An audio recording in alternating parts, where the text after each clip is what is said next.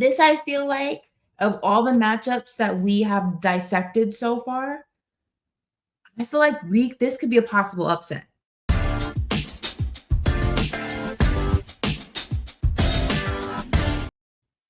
Welcome to We Need to Talk Now, presented by AT&T. I'm Alicia J, and I'm here with Ashley Nicole Moss. Hello, everybody. I feel like I saw you guys not that long ago, but we're back. We are back. I just want to say, though, you couldn't shoot me a text to tell me we were dressing up today.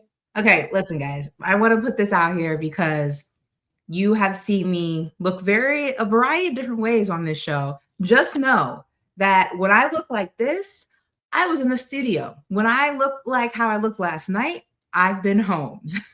So, yeah, I should have shot you a text, though. That's on me. Yeah, I could have put on a little different top. Yeah, I could have put on a little bit of top. I mean, thank you. I appreciate that. You looked cuter than me yesterday when I was like half asleep at 1 a.m.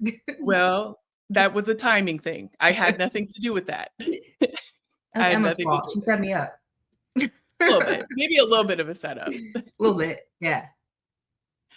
Well, one thing that you don't want to do is set yourself up by not subscribing to us. So make sure that you tap in with all this information below. Oh, look at you, Ashley. Okay. All the information below. Doing what you do. Here we go. Yeah, you got that Vanna White dress on today. You know what I'm saying? So you getting your little Vanna White on right now. But make sure that you subscribe, comment, do all of the things so that you stay connected with us. And if for some reason you don't want to see our lovely faces on this podcast on YouTube, I know it is crazy, Ashley. If for some reason you don't want to see our lovely faces, make sure that you tap in with us on your favorite podcast platform and just hit this QR code right here. And it's going to give you all the information that you need and connect you directly with us. So make sure that you do that, because if you don't, you're going to miss out. Especially with all the stuff that we have during this month and April. And then right after that is the WNBA season. Emma, we're going to need some mini breaks for leading up to that, FYI. I just want to make sure that I say that on air so you are held accountable for it. We'll talk about that later. But we actually have to talk about something that we have been dreading. We alluded to this yesterday, Alicia. I'll let you deliver this news. We broke it semi last night during our live podcast, but now we have the official word of what happened with JuJu Watkins. Yeah, USC women's basketball announced, unfortunately, that JuJu had a season-ending injury in the NCAA second round on Monday night, and she will undergo surgery and then begin rehabilitation shortly after. And then after that statement that they released, Shams actually confirmed that she had suffered a torn ACL, unfortunately, in her right knee. Obviously, this is not the news that any of us wanted to confirm or speak about today. Yeah. I know that, it's just so sad. I can't really shake it, to be honest. Nobody wants to see that with any player. Nobody wants to see that with JuJu. And a lot of people have been sending their love to her. Obviously we do as well. What are your, I don't know if there's any more that we can talk about this because we don't really want to talk about it, but do you have any additional thoughts on what happened last night?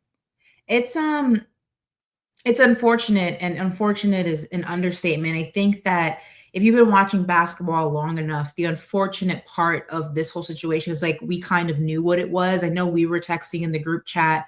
Obviously, we didn't want to speculate on air, but amongst ourselves, we all kind of knew what it looked like and what it probably was. We were just hoping that we were all wrong. And I feel like that's the case with all injuries, right? Especially ones that are common, like ACLs or Achilles. You kind of know because how prevalent they are in the world of sports. When you see one, but you still hope that you're wrong every single time. But I remember you said something in the group chat, the fact that she wasn't able to walk on her own accord was something that was unsettling to you. The way that her knee buckled was something that was unsettling to me.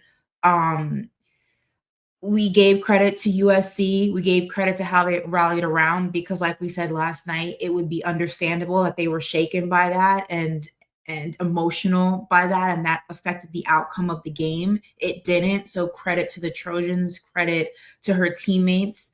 And I think that this also shows how loved she was, right? Because if you looked up and down your timeline, even going into the morning today, but early afternoon, just so many not accolades, words of encouragement and prayers and love, whether it's from fans who don't know her or players, everybody from Brianna Stewart to Diana Taurasi, Caitlin Clark. I mean, the list goes on and on, just sending her love and being like, we're thinking of you, we're praying for you. And JuJu's such a huge part of just women's basketball. I might even just say collegiate, just women's basketball. It's a loss, especially in this tournament, but I have no doubt that she's going to come back stronger and ready to tackle her next season. It's just unfortunate that we're not going to see her the remaining of this tournament because she was such a huge part of it. Yeah. And unfortunately, this is something, and we should probably have a show on this in the future to talk about ACL tears for women athletes, because it's very prevalent. And I hate that she's a part of this club now, but if you look at the list of players that have suffered, an ACL tear, Sue Bird, Kelsey Plum, Brianna Stewart, Tamika Catchings, DT, Chene, and Paige also definitely has had one as well. They've all come back stronger and better with very, very successful careers. And while I hate that all of them experience that, she definitely has people that can support her that have actually been through it during this time. So we send all of our love to JuJu. We absolutely do. We definitely need to do a show on this too, because the amount of ACL injuries we're seeing, specifically in women, the numbers are, I don't really say fascinating, but fascinating from a scientific standpoint of just how much more prevalent they are and how they're increasing. And I would actually be super interested in speaking to, a handful of doctors and people in the medical field as to why we're seeing such an increase in women and why women are more prone to ACL injuries than men are. I find that, and again, I'm using fascinating from a scientific standpoint, not from, people sustaining injuries. I find that fascinating as to discovering why that would be the case. Yeah, Emma, definitely put that one on the list, because we should do a show about that for sure. I mean, I personally have never sustained an ACL injury, but I know so many people just in my league alone that did, let alone this list, let alone what we've seen. So there definitely needs to be some more conversation in and around that, and we will have that. And another conversation that I wanted to touch on is that, unfortunately, a lot of people blamed Mississippi State for what happened to JuJu. And I just want to say that you never want anyone to be injured, and unless it is completely blatant and found to be, you're just playing a game and it happens, unfortunately. There's contact in every sport that you're playing, and basketball being one of them. And unfortunately it happened, but it was not at fault of any player. And Coach Sam Purcell said post-game, "We don't play to hurt, we play to compete." And that's just an unfortunate situation. There was no harm, and I hope us as a society, I know social media can be ugly, that you understand that the other lady that was involved that's on my team is a woman of class. She comes from a family too of loving parents. I'm sure she is remorseful and obviously didn't want to have that happen. I hope that we understand as a society that it was a thoughtful apology, and don't take it further than it needs to. On behalf of the Bulldogs, again, we're praying for her recovery, because she's the ultimate competitor and we want to see her back on that court. And it's unfortunate that he even had to give this. That's just kind of where we are at in our society right now, is people want to point fingers and blame. And I understand that there's a lot of love and some high emotions around JuJu, but by no means did any player on that court last night mean to hurt anyone. Yeah, and I think that was a great statement, a well thought out statement from their coach. I think you can tell the difference between a dirty play and an accidental play. I think what happened last night was just an accidental, unfortunate play. I'm someone who likes to believe that for the most part, there are exceptions. We know what a dirty player looks like. We know what a dirty player move looks like. Last night was two players on a double team. It was a fast break, trying to stop one of the best players we've ever seen.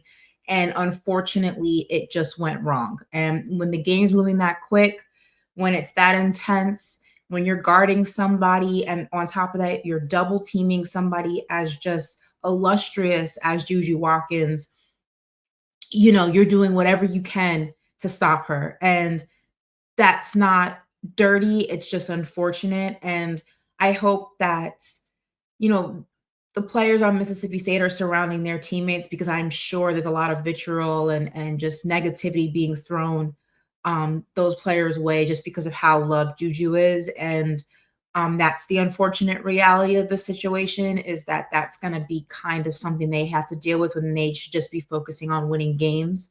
But yeah, it's sticky. It's an unfortunate situation. But from what I saw from a basketball standpoint, it didn't look dirty. It didn't look intentional. It looked like a really unfortunate double team fast break situation, and it just went wrong really quickly. And I didn't see any of those players celebrating. They all looked just in shock, as USC did, as that entire crowd did when JuJu went down. I mean, I could be wrong. I don't want to say I saw for certain, but I think I saw some of the girls on Mississippi State like bowing their head and saying prayers and well wishes and putting positivity out there. And that's not what you do if you did that on purpose. So just want people to give grace that this is sports and sometimes that happens. Absolutely. Please give some grace in the situation. Yeah. Well, unfortunately, USC won't be with JuJu Watkins, but they will be advancing to the Sweet 16. And there are a lot of other teams that will be doing the same. So we're going to get into our Sweet 16 preview. There's a lot of great matchups. We're going to look key players to watch. We're going to give our predictions. We're going to have any big questions that we are, percolating on when it comes to these matchups, these teams. This is where we're going to have those conversations. So first up, number 5, Ole Miss versus number 1, UCLA. Ole Miss is 1-21 all time. This is an interesting stat, versus AP number 1 teams. That's not a great stat. If you're Ole Miss, you're like, I'm not a fan of that number. Isn't awesome. Listen, Ole Miss, though, their strength is their defense. And I've said all the time on this show, I love defense. I'm a big defensive girl when it comes to basketball, sports in general, but specifically basketball. And they have a lot of great players on their team. You look at Madison Scott, key player for the Rebels. On the other side of the ball, UCLA, Lauren Betts, who I know you are a big fan of, high-powered scorer and defender. So you're looking at a two-way player there. Interesting. Ole Miss has played South Carolina, USC, Texas, UConn, and NC State this season and lost every single one of those games. So again, not a great number if you are Ole Miss. How are you feeling about this one? But they did get a win against LSU on March 2nd. Now, again, we have to clarify. Remember, we were having this conversation. LSU was dealing with some injuries. So you have to take that with a grain of salt when you look at that win. A win is a win in the column, though. But when you're looking at this matchup, I think it's fair to say we're probably on the same page, leaning towards UCLA. Anything can happen, but UCLA for me is the clear top dog in this matchup. I mean, when you're reading all those stats, it's kind of hard not to say that, because so bad. They're not great. They're not great. But what I will say about Ole Miss is they do not play defensively. They do not play. They are going to force turnovers. They're going to be super physical. They're going to attack the paint. They're going to get to the glass. And they're also going to get to the foul line. That's just what they do as a team. And so when you look at that team, and then you look at the center that they have, Christine Iwala, who is actually an amazing player as well. I'm just looking this as kind of like a battle of the boards. Like, I'm really, really curious to see what Betts and Christine or Iwala are going to go up against and what that matchup is going to look like, because it's really hard to stop bets, but I feel like if there's kind of anyone in the tournament, that she's probably one of the people who has a better chance to do it. And so, when you're up against, win or go home, and you have a scrappy team like Ole Miss is, and you also have a coach like Coach Yo, who is going to run through a brick wall for her team and Right. thinks that they're always going to win. I mean, anything really can happen in the tournament, but when you look at the stats, yeah, I'm leaning towards UCLA, but I think it's going to be more of a battle than they think, and they really need to take Ole Miss seriously. Yeah, and defense travels, you know what I mean? And I think defense, as the cliche goes, defense creates offense. And I think there's nothing more frustrating than going against a defensively strong team.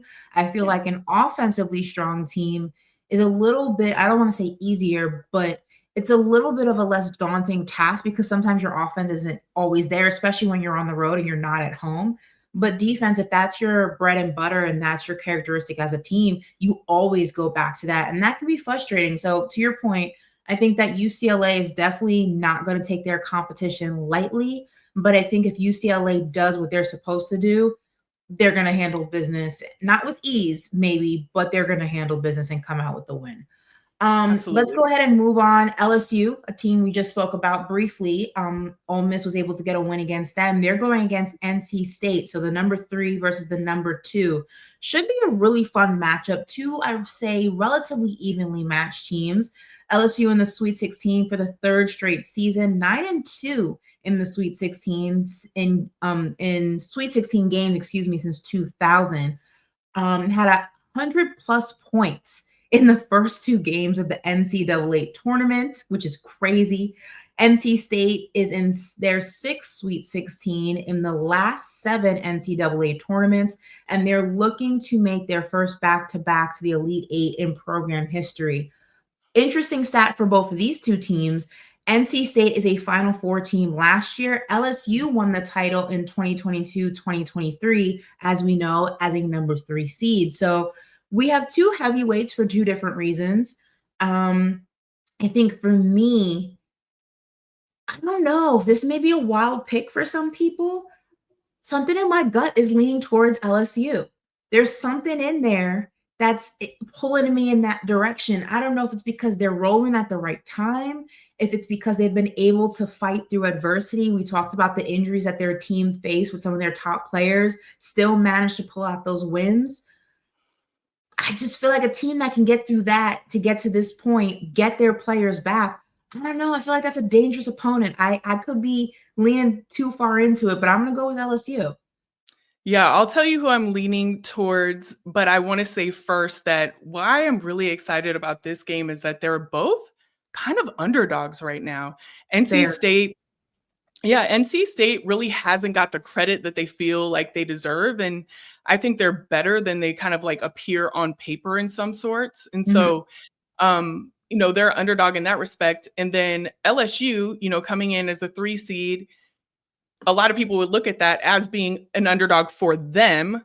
And just with kind of the health problems that they've had and everything that they've had to kind of overcome to get to this point, it feels that way. So in a way, you're going to have like this battle of 2 teams that are trying to prove themselves to everybody in a Yeah. way. And so that's really, really exciting. Also, it's important to note that they played each other in November. LSU won 82-65. That was very early. So there's been a lot that has happened since then, but they do know what it's like. LSU does know what it's like to beat this team. They've done it before. I don't know. It's going to be one of those games where, if Flagey, Morrow, and Williams, if they do what they did last game, if they come Mhm. out the way that they were looking, I feel like it's going to be hard to beat that team. I mean, they looked really, really good. And so I'm also leaning towards LSU for that reason. I feel like they have overcome injury. They got to Mhm. to rest and do whatever they needed to do to get back. And they just looked locked in. They looked Mhm. locked in. And NC State hasn't always, to me, during this tournament, looked locked in. So Yeah. while they have been improving every game that we've seen, I just feel like LSU has been consistently there and they're getting better and better too. So Yeah. I'm leaning towards LSU, but this one's going to be tough. Speaking of tough, we're going to move on to our next matchup. That's number 4 Maryland versus number 1 South Carolina. Now, Maryland has on both sides, men and women's, has been giving us some phenomenal games this tournament. Maryland's prize for winning one of the best tournament games facing number 1 USC. Now, South Carolina is in their 11th straight Sweet 16, tied for 5th longest streak of all time. The interesting thing about this South Carolina team, and we've talked about this, is I don't know if because we have seen them be beaten throughout various parts of the regular season, if they strike the same fear in teams as they have done in the past. And I think that is either the advantage of the team facing them or the advantage of South Carolina, because South Carolina, and I'll explain my reasoning here. One, if you're South Carolina, it's like, oh, you must have forgot who we were. Don't let those losses fool you now. Like, we still South Carolina, and Dawn Staley is still our coach. But if you're their opponent, you're also looking at the teams that have beaten them and kind of taking from their formula, saying, okay, what did they do well? What did they do well? And what did they do well? And how can we recreate that in this matchup? I'm not sleeping on Maryland. I've been a big fan of what I've been seeing from them just as a program. Again, like I said, men and women's been giving us some phenomenal games. Although South Carolina sometimes can play with their food a little bit, is a term we like to say in basketball, it's hard for me to bet against them. I gotta stick with SC on this. As much as I would love to see an upset, just because we'll have some great talking points, I can't do it. My gut won't let me. I can't do it. It's like the power of Dawn Staley will not let you. Will not let you. I want to, but it's just not letting me do it. Yeah, the thing that I think about when I go into this is poor Maryland just had an amazing, fantastic game, probably the best game that we've seen thus far against Alabama. Double OT. Crazy. They came back from 17 down. They put it all on the floor. They did everything that they could to will themselves to win that game. And then now you got to play South Carolina. It's like, here's your prize. Not. Yeah, absolutely not. So I think that could go one of two ways. And I think we're going to say this about every single team, or every single matchup, I should say, in the Sweet 16, because there are so many variables and the teams are so evenly matched in a lot of different ways. But it could go one of two different ways. They could be incredibly tired and just be out of gas going into this game, and South Carolina will run it up. Or they will continue with that win that they got, that energy that they got, and go in there and make another, another upset, I should say. So actually, I don't even know if the last one was an upset, but you understand what I'm saying. Go in there and make an upset. Right. And it's tough. And when I look at that, and when I look at how deep South Carolina is, I mean, literally, for example, foul trouble does not even affect them because, I got a player on the bench that's going to be just as good as this one that's coming out. So don't even worry about it. Just play ball. Right. So when I look at that, and I just think about how tired they could be, and just kind of how focused South Carolina is. They didn't have the best game the last time. And Dawn Staley said in a presser that, we're not supposed to have the best game right now. It's supposed to get better every time. And I know she went in there just like she did at halftime and said, we're not doing that again. So with all of those factors in tow, I think South Carolina's got this one.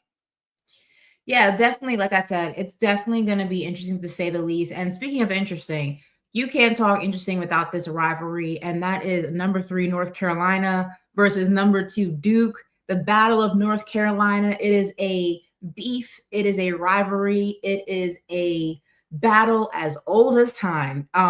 It's probably also going to be one of the most exciting matches of the Sweet 16. This is the first time in women's NCAA tournament. Men have only met once in the NCAA tournament. Obviously, we've seen these battles throw a lot through the regular season, the Battle of Chapel Hill, the Battle of North Carolina, you name it. But this is the first time we're seeing this in the tourney, which is going to add a different level of excitement. 2 of the last 4 games between these two teams have gone to overtime. So fingers crossed that we have that same energy in these two games.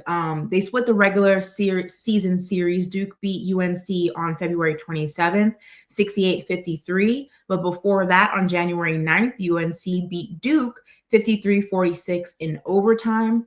In the last 7 matchups dating back to 2022, UNC holds a 4-3 edge, but Duke has won 3 of their last 5 matchups. So it's going to be interesting. Expect it to kind of be a low-scoring affair. Neither of these teams have scored 70 points in 7 straight meetings. So I expect it to be more defense than offense.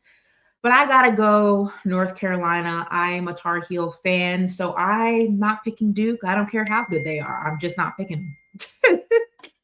Well, I feel like well, pick what you pick, okay? Yes. But I will say, I want to say the last matchup they had, UNC wasn't all the way healthy. So we're going to really get to see what this matchup is like when, both teams are healthy, except for, I'm not sure if they've announced yet. And Emma, you can fact check me on this. But Fournier, I don't know if they have announced that Toby, you just said Duke also may be missing Toby Fournier. So my thing is, that is the deciding factor for me in this matchup. If she's missing again, because she didn't play, they announced it like 15 minutes before the last game that she wasn't feeling well and that she wasn't playing. They didn't really cite the exact reason. But if she's playing, she leads the team in scoring and is second in rebounding. If she plays, I feel like it's going to tip towards Duke. If not, I would say that it would definitely tip towards North Carolina with a healthy squad that they have now that they didn't have in the last matchup that they played. Yeah. She is just such an amazing player, and she's so integral to what they do.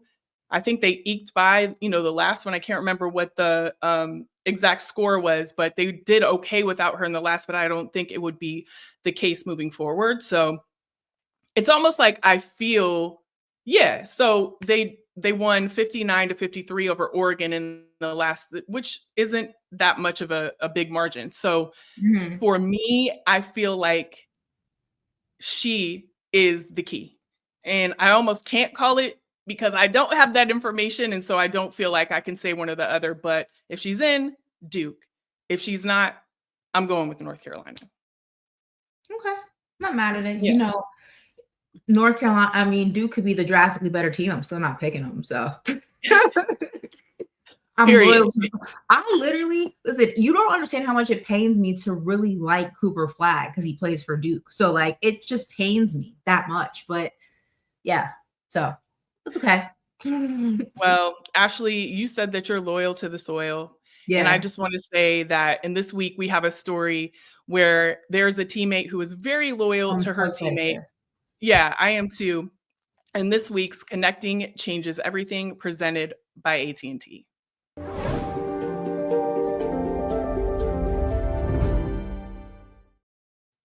So this week, we are highlighting the ultimate showing of being a great teammate. In an interview with CT Insider, UConn's Jana Alfy revealed that her teammate, Paige Bueckers, who obviously we love, has been joining her in her early morning meals that are usually around 5 a.m. and sometimes even making her breakfast because she is in the middle of Ramadan.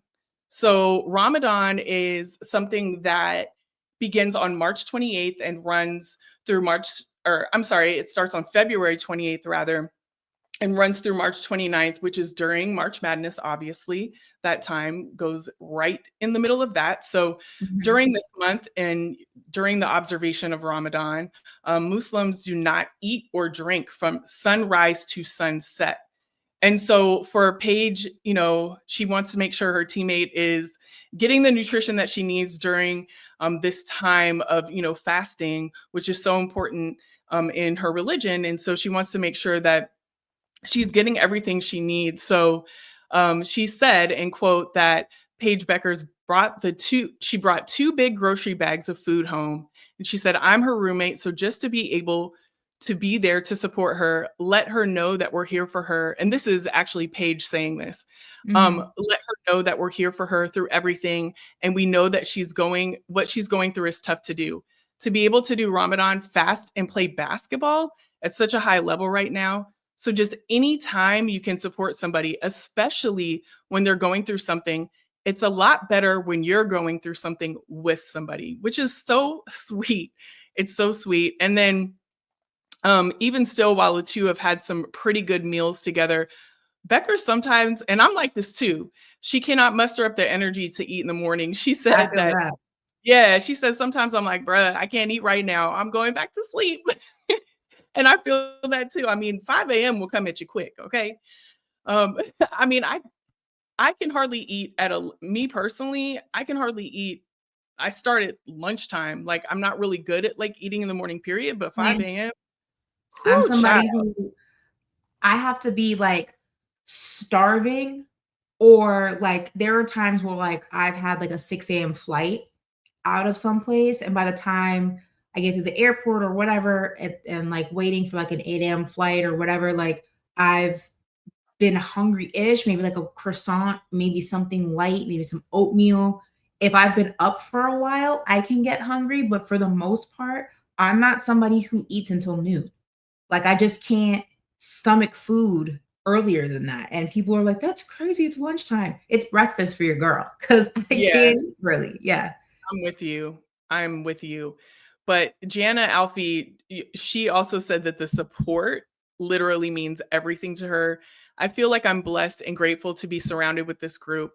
It's really, really special group, and they're always asking questions, and they're always like, "Oh, how are you feeling?" Or "I can't imagine doing that."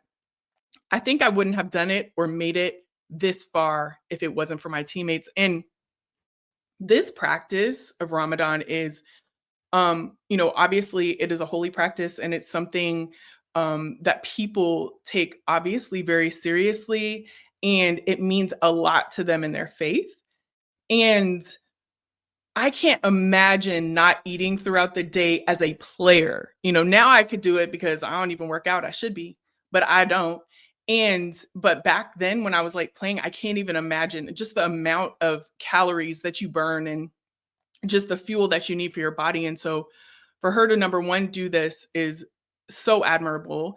And number two, for her teammates to want to embrace it and know as much as they can about it, and also be by her side while she is doing it, is such a beautiful thing. Yeah. I think that for me, that's the biggest thing in this story is that I think there's so much division in our world and there's so much turmoil and just so many people just more focused on not understanding one another and not respecting one another. That hearing stories about this, where it's like you may not come from the same faith, but you understand that it's important to somebody that you care about, and that's all that matters, is just something very beautiful. And I think you can take a lesson from that and just apply it to everyday life, and we should. I have a few friends who observe Ramadan, and I couldn't even imagine. I guess, you eventually put your mind to something and it's mind over matter. I know I've done a juice cleanse for a week and I almost passed out. I was starving at the end of it. So I can't even imagine like not eating for what 12 hours a day and being an athlete and working out and performing, which is why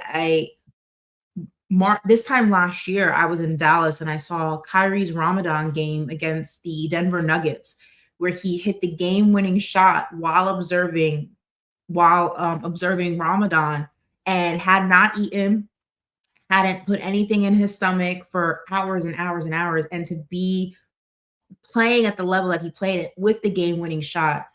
I just have so much respect for everybody who observes this religious practice, and I just think that it's a beautiful thing to have people in your corner who, although they're not observing it with you, are trying their best to walk that journey with you and walk the month with you to the best of their ability. And even if that's not with fasting with you, it's making sure that you're comfortable, that you have water and things that like that. You're in a space where you're able to I believe they can drink water. I was told that water is something that's allowed. I could be wrong. Don't quote me on that. Um, just having somebody in your corner while you're doing it, I just think it's a beautiful thing. So We need more of that. So shout out to UConn, shout out to the ladies of UConn for just lending their support and being great teammates. It's a beautiful thing. And speaking of beautiful things, we're going to get back to the Sweet 16 because we're not done yet. I know you thought we were done, but we weren't done. This is the Sweet 16 preview. We're going to dive into some more matchups. We're going to go number 5 Tennessee versus number 1 Texas. This is going to be an interesting matchup. Classic offense versus defense. All right. The Lady Vols lead D1 in scoring with almost 88 points per game this season. Texas, meanwhile, places an emphasis on their defense, allowing just 55.8 points per game in the regular season. Similar averages in 2 games in the tourney, allowing just 54.5 points per game. This is going to be exciting. You have 2 teams on different ends of the spectrum. I'm leaning this, I feel like, of all the matchups that we have dissected so far, I feel like this could be a possible upset. Upset. I say that in air quotes for people listening and not watching. I think it could. I don't know. I'm leaning towards it. I'm thinking. Yeah, it was out of all the, I guess, like number 1 overall seeds, I would say that this is the one that I could see as being the upset for a number of reasons.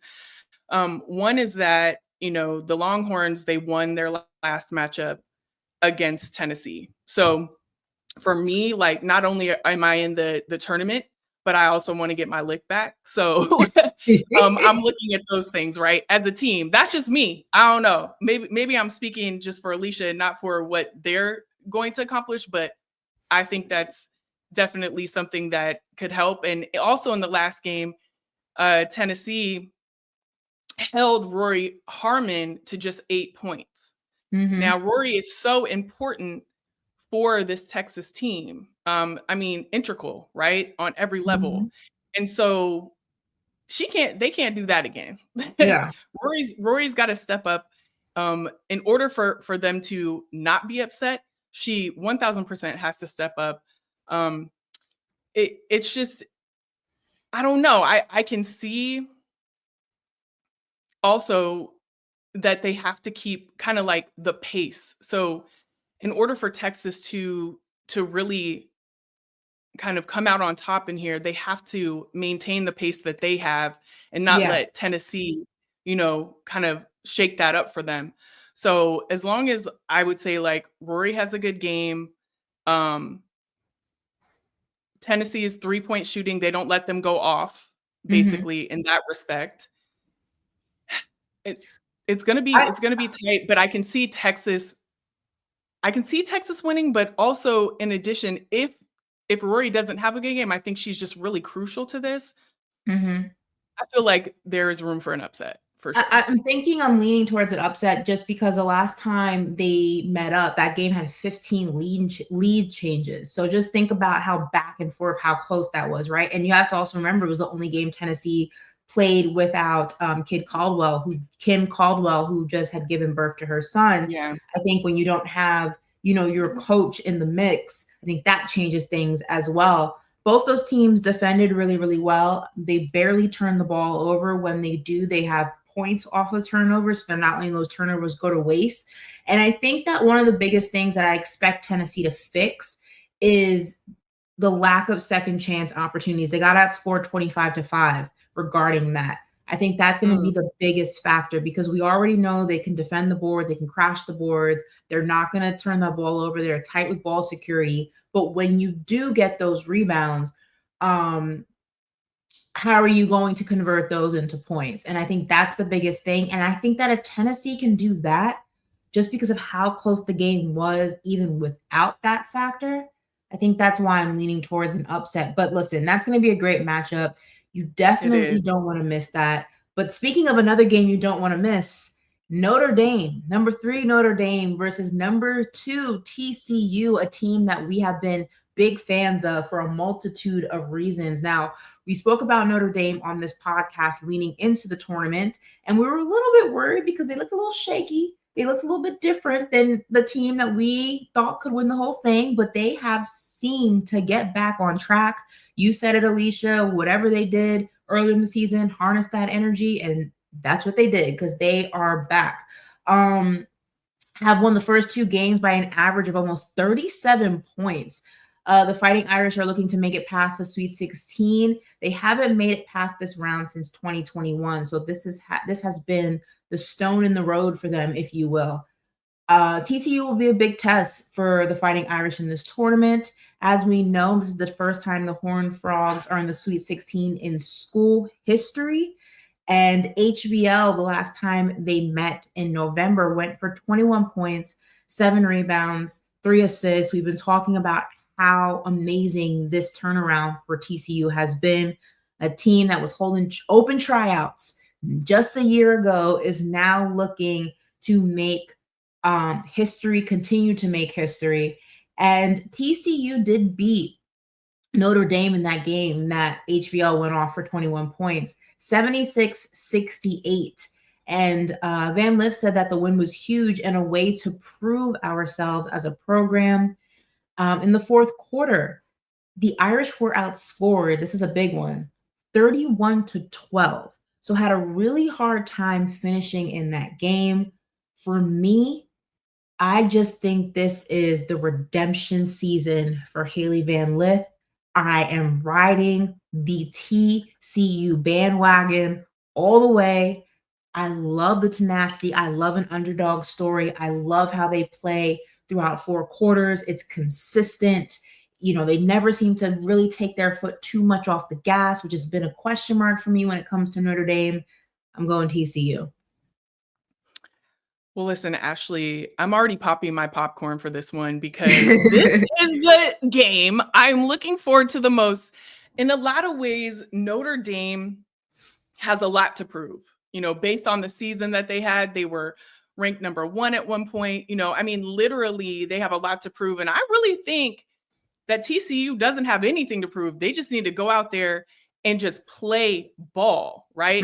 They literally, I don't know. It's just like we're going to go out there and will ourselves to win. I can see it. So that clash of like, we have a lot to prove and we need to get out here and get this win. And like, we're just about to ball out and get out there. When that meets up, it is going to be amazing. I mean, listen, TCU won a game against them back in November. They came back from 14 down to beat Notre Dame. And so there's a little bit of that too, right? So they remember this last matchup that they both had.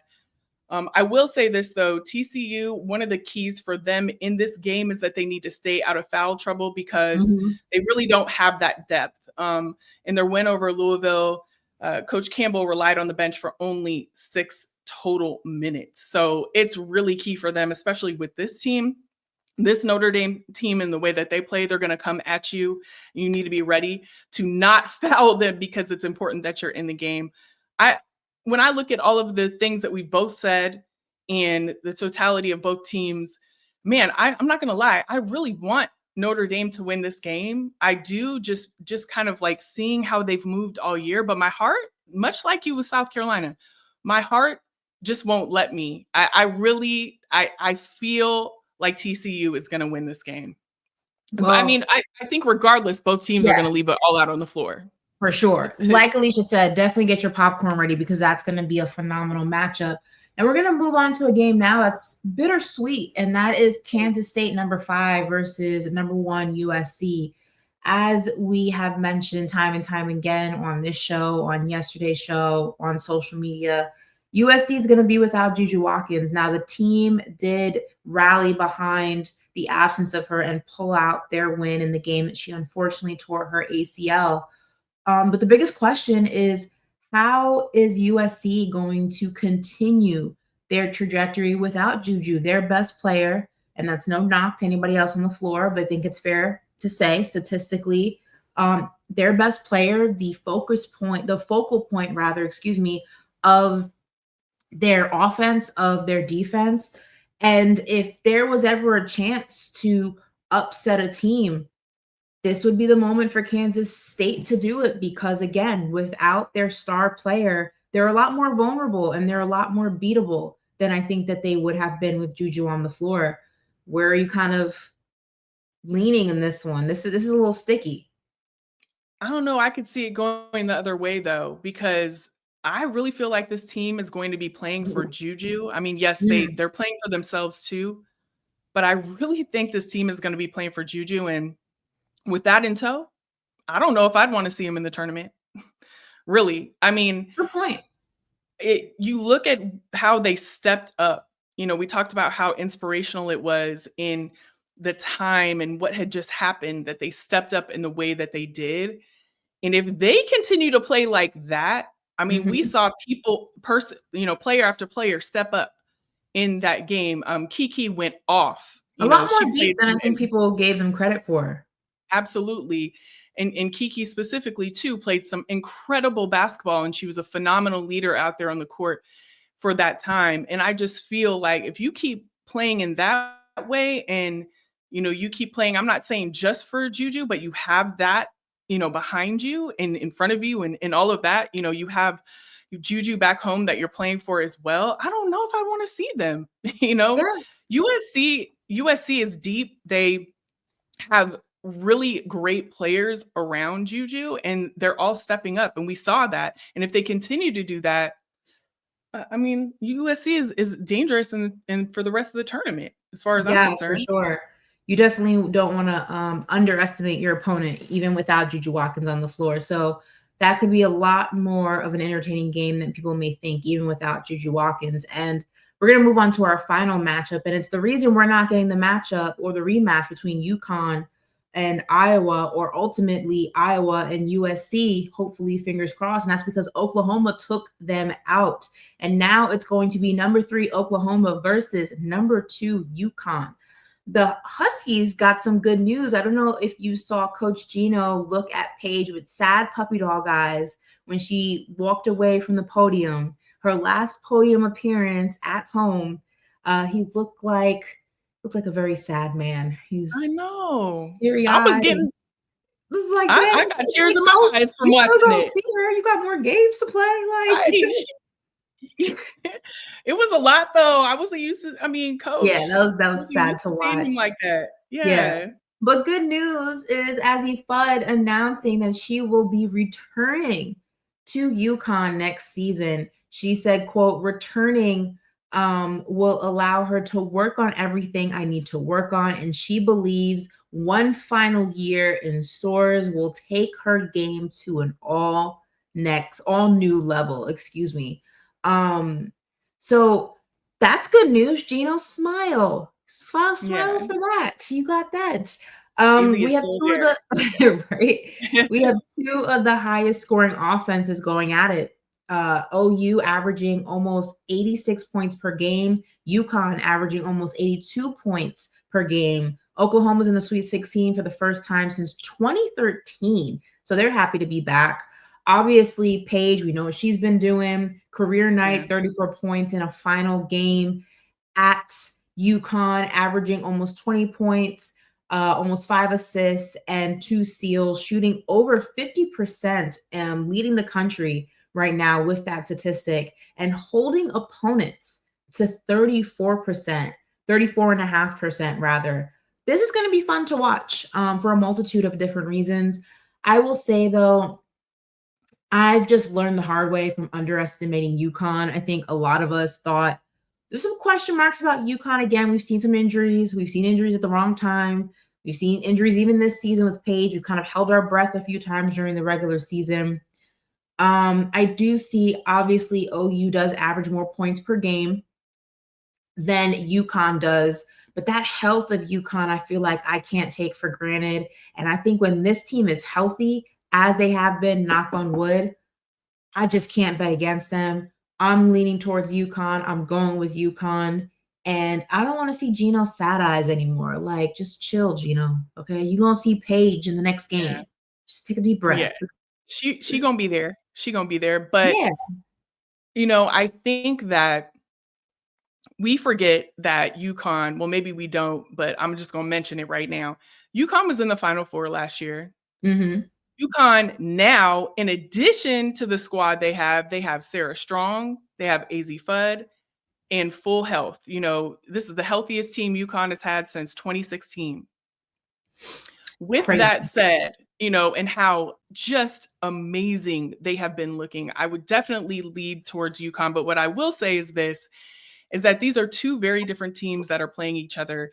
The Sooners are the nation's fastest team, averaging 81 possessions per game. And then the Huskies are a more controlled team with 70 possessions per game. And I think as long as UConn is like, here, this is the way we're playing basketball today, as long as they keep the pace, I hate to say it like this, but I just don't think it will be a problem for them. This is no knock to Oklahoma. Congratulations. I'm so glad that they're there. They haven't advanced to the Sweet 16 since 2013. But I really just can't see UConn losing this game. I agree completely. It would be very interesting if they lost this game. It would definitely set a storm amongst us, whatever, on social media. It would just add to an already hectic tournament. But I'm with you. I'm riding the UConn wave completely and totally with this game. Well, and Ashley, I just don't think there's a world where, Paige, this is her last season with the team. They've been trying to get that chip the whole time. Everybody is behind her. And then also just the team is just amazing. They're solid. It's a solid team. And I just can't see it happening. Absolutely. I agree. Yeah. Well, I guess we're going to find out, Ashley, because we have these Sweet 16 games coming up. This breakdown was awesome. It was great to talk through it. And I just can't wait to watch it. But make sure that you are connected with us in every single way. Subscribe, tap in with dear Vanna and with the Vanna. Tap in to all the ways that you can connect with us. And we're going to have a QR code that we're putting up right after the show so that you can instantly tap in with us, so that when we have all these other shows in and around March Madness, because we're going to have many, that you will know exactly when they're coming on so you can join in on the conversation. Including on Saturday, when we will be once again live, and you won't get that notification. You won't know where to find us. You won't know when we're going live if you are not tapped in with our social media. So make sure you tap in, because I'm telling you, we got a lot coming your way all the way up to the Final Four. We absolutely do. So subscribe, like, comment, do all the things. And we'll see you right here on Saturday live on We Need to Talk Now, presented by AT&T. Bye, guys. See you Saturday.